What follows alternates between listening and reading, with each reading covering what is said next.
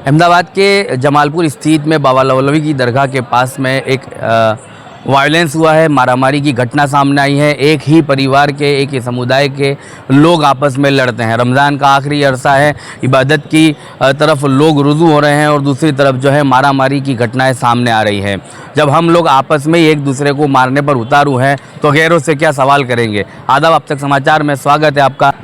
ये सब मसला है आज से 5 से 6 साल पहले का, लॉकडाउन में, जब इन दोनों ने अपनी मर्ज़ी से या फिर किसी भी वजह से निकाह करा था।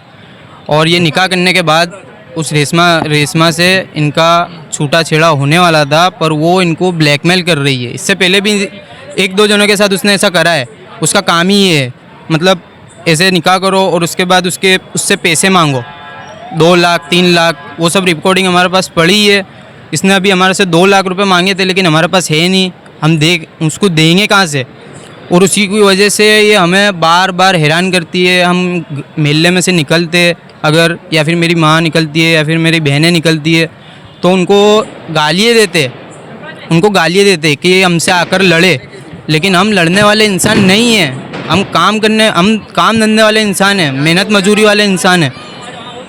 वो लोग तो चोरी करते हैं। उनमें से जो खालिद रफ़ीक और एक अल्लू का भाई तोतू समीर उसका नाम है, वो ये तीनों के तीनों पक्के चोर है। इनके बहुत सारे केस है ऐसे। आइए हम सीधा बात करते हैं नईम अहमद अंसारी से कि क्या कुछ वारदात हुई और इस घटना में कितनी लोगों को चोटें आई है और क्या पूरी घटना थी। इसमें वारदात ये हुई है कि इन्होंने मेरे को बहुत पहले से इस बात में खार में रख रखा था कि भाई इसने मेरे को छोड़ दिया या मैं इसके पास नहीं रहती हूँ। बात ये है, इसको ले करके है और इसकी मांगनी है कि मुझसे मेरे को 3 लाख रुपए दे या 4 लाख रुपए दे। भाई मैं गरीब इंसान हूँ। आपकी पत्नी का झगड़ा? हाँ, मैं गरीब इंसान हूँ और मैं रोज़ का लाने खाने वाला हूँ, एक मजदूर इंसान हूँ। भाई समझ में, फिर भी मैं जैसे तैसे करके ब्याज पे भी ला करके और किसी से उधार ले करके भी मैं इसको 2 पैसा जो मेरे से खर्च बनता था वो मैं इसको खर्चा देता था।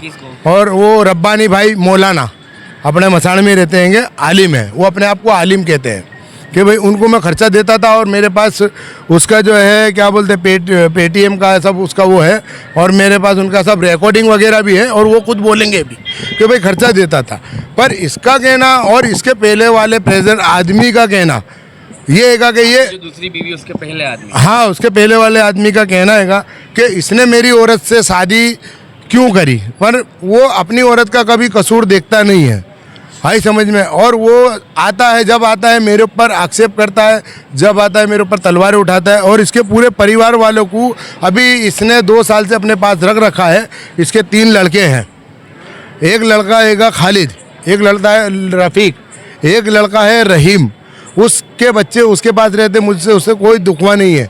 बाकी ये मेरे ऊपर चक्कू छुरियाँ चलवाती है। आज मेरे परिवार के ऊपर इतनी बड़ी ईजा पहुंची है, कम से कम 2 से तीसरी बार ये हमला हो चुका है मेरे ऊपर। और एक हमला ये है, देखो ये लॉकडाउन के अंदर मेरे ऊपर हुआ था। आई समझ में। इसकी मेरे पास FIR पड़ी है, मैंने FIR की थी। हमीद ने मेरे ऊपर तलवार लगाई थी और कम से कम 5-7 लूखे साथ में ले करके आया था वटवा से। और आज भी इसी तरीके से हुआ है कि इसने अपनी बहन को बुलवाया, अपने बहन के बच्चों को बुलवाया। भाई समझ में। और बड़े बड़े जो लड़के थे, इनके 2 लड़के, और एक इसमें समीर करके है, समीर तोतू करके है, उसने ज़्यादा इसमें डंडे चलाए, छुरी चलाई। इसके बटवे से आने वालों ने भी छुरी चलाई, इसके रफ़ीक खालिदों ने भी, इनके पास सबके पास छुरी थी। भाई समझ में। तो मैं किस तरह क्या करूँ साहब, मैं इससे लड़ूँ भिड़ूँ या मैं कहाँ जाऊँ, मुझे कोई रास्ता अब समझ में आता नहीं है। मैं थक गया हूँ। मैं मोहल्ले वालों से भी मैंने 2-4 से अपील की थी कि भाई ऐसा नहीं ऐसा है, मगर आज मोहल्ले वाले भी इस बात को समझ गएंगे कि नईम सही था मगर यही गलत है। इस तरीके से मेरी बच्चियों के ऊपर भी इसने जो है हाथ चालाकी करी। इसके लड़के तलकों ने, जवान लड़कों ने। तो भाई लड़की को इंसाफ मिलता है, लड़की इज्जत में रहती है, तो फिर इज्जत कहाँ है। आज मेरी बच्चियों की इज्जत नहीं, जवान बच्चियों की इज्जत नहीं। मेरे बच्चे मुझे बचाने आए तो उन पे भी आक्षेप होता है, उन पे भी मारझूड़ होती है। और मेरे भाई की औरत को जो है चाकू से मारा गया, यहाँ पे उसका फेफड़े के अंदर ईजा पहुँच गई है, वो सीरियसली पड़ी है। मेरे भाई के जो है सर में यहाँ मारा गया, यहाँ आई समझ में। यहाँ मारने के बाद में वो मेरे भाई को टाकिया है, कम से कम 5-7 टाकिया है, सबने मिल करके मारा। आज ये मेरे लड़के को देखो, ये यहाँ पे मारा गया, इसको 3 से 4 टाके इसको आए ले, आई समझ में। तो हम, और दूसरी बात, ये मेरे भाई को, ये इसको भी मारा है, मतलब ये लोग, और यहाँ पे छुरी मारी है और यहाँ पे डंडे मारे, ये लोग सब छुड़ाने, यहाँ पे काना हुआ है, देखियो ये सब छुड़ाने आए थे, तो इनको भी मतलब मारा गया है। मेरे भाई को अकेले को घेर करके मारा, और मेरी औरत तलक को मारा है। यानी ये लोग हमारे बाल बच्चों को भी नहीं छोड़ते, इतने खतरनाक इंसान ये लोग हैं। और वटवा 4 माले के अंदर रहना और जुल्म करना, वो इनका काम है। मुझे इंसाफ चाहिए। कितने लोगों को इस मारामारी में लगा है? मेरे को लगा है, मेरे भाई को, इसको, मेरे लड़के को छुरी लगी है यहाँ पे, और मेरे भाई को यहाँ सर में लगी है छुरी, और मेरी बच्ची को यहाँ जांग में छुरी लगी है, काटा गया है, यहाँ बचका भरा गया है, आई समझ में। और मेरे भाई की औरत को, उसको यहाँ जो है पेप्से के अंदर जो है छुरी मारी गई है कि, और वो मारने वाला है ना, या तो रफ़ीक है या तो खालिद है, आई समझ में। हमने बराबर देखा नहीं, बाकी वीडियो के अंदर है, और कंफर्म ये है कि रफ़ीक है, आई समझ में। क्योंकि इसके छोकरे ये सब खतरनाक है, और इन लोगों पे आए दिन चोरी चपाटी के केस बनते रहते हैं। और हमीद, इनका जो मेन बॉस है, इनका बाप है, वो खार करता है मेरे ऊपर। भाई औरत तुम्हारी भागी, मुझसे क्या लेना देना, तुम अपनी औरत को मारो ना, उसके बच्चे भी मुझे मारते हैं। और हमीद भी मेरे ऊपर तलवार छुरी, और साफ धमकी है, तेरे को तो और तेरे परिवार वालों को मार ही डालना है। ये रेशमा की और हमीद की, दोनों की धमकी पक्की है। हम दोनों को, यानी हमारे परिवार वालों को, किसी को भी, यानी तुम्हारे को मार डालना है, तुम्हारे को सही से जीने नहीं देना है। मुझे इंसाफ चाहिए। मैं एक धंधे वाला, कारोबारी वाला, एक गरीब इंसान हूँ। अपने बाल बच्चों का, अपनी छोकरियों का पेट भरने वाला हूँ। रोज़ मजदूरी करके लेके आता हूँ, तो मेरे बच्चों का पेट भरता है। और ये लोग मेरे पीछे चक्कू छुरी तलवार ले करके घूमेंगे, तो मैं कहाँ जाऊँगा? मुझे कोई रास्ता बताओ। ठीक है, इफ्तार के पहले हुआ ये, इफ्तार के पहले हुआ, असर की नमाज से भी पहले हुआ है।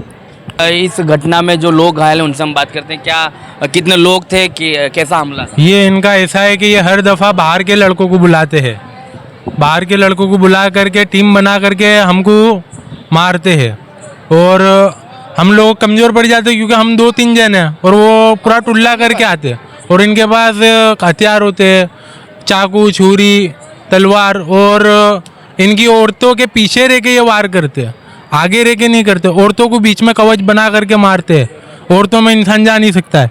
ये लोग इस तरह से, मतलब डंडे ने, सब क्या है, यानी हम कुछ करने जाते हैं तो औरत को सामने मांग तो ये है कि इंसाफ चाहिए, और क्राइम ब्रांच, पुलिस हमारी रक्षा करे और हमारे को सपोर्ट करे। एक समय पर ये झगड़ा वहीं से शुरू होता है जब नज़र मिलती है अंसारी की नफीसा से, और उस मामले को जो है अब जो है खूनी माहौल में तब्दील होता है। और इस तरह की मारामारी पहले भी हो चुकी है, इस मामले की FIR भी हो चुकी है, लेकिन आज जो कुछ हुआ वो शर्मसार था। महिलाओं के ऊपर हमला हुआ धारदार हथियारों से। सामाजिक तत्व जो है इनके ऊपर बेकाबू होकर हमला करते हैं, और तमाम घायलों को अहमदाबाद के LG अस्पताल में एडमिट किया गया। अभी फ़िलहाल इनकी जो है इलाज चल रहा है। परिवार के लोग गमज़दा है, और इस मामले की जो है फरियाद दानिनिमड़ा पुलिस थाना में होने वाली है। अभी फ़िलहाल MLC फरियाद जो LG अस्पताल में हुई है, उसी के चलते परिवार ने हमसे बात की है। आने वाले दिनों में परिवार की मांग है कि इन्हें न्याय मिले, इंसाफ मिले। लेकिन एक दुख के साथ ये कहना पड़ेगा कि ये हाल है मुसलमान कौम का, ये हाल है समाज का, जो अक्सर सामाजिक लोग और पॉलिटिशियन लोग आगे आते हैं इन्हें समझाने के लिए, इनको मोटिवेट करने के लिए, लेकिन एक तबका ऐसा भी है समाज का जो पूरे समाज को बदनाम करता है। रमज़ान जैसे महीने की भी कदर नहीं है, जो आखिरी अरसा है रमज़ान का, जिसमें माफ़िया मांगी जाती है, अपने आप को बख्शिश कराने की दुआएं की जाती है, और ऐसे समय पर एक दूसरे को मारने पर उतारू होते हैं। इसीलिए हम ये कहते हैं कि जब हम ही आपस में एक दूसरे को मारने लगेंगे तो सवाल क्या हम गैरों से कर पाएंगे? आप तक समाचार हमेशा रखे आपको आगे।